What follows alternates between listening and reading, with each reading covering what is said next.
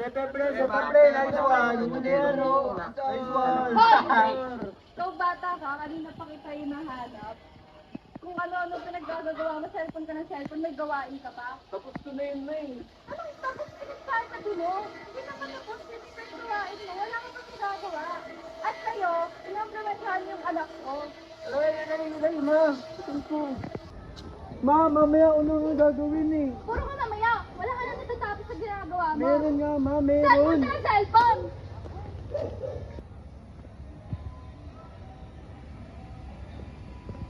Nasabi na ba sa inyo na inyong mga parents o mga kaibigan na ang online games ay hindi nakakatulong sa iyong productivity sa school?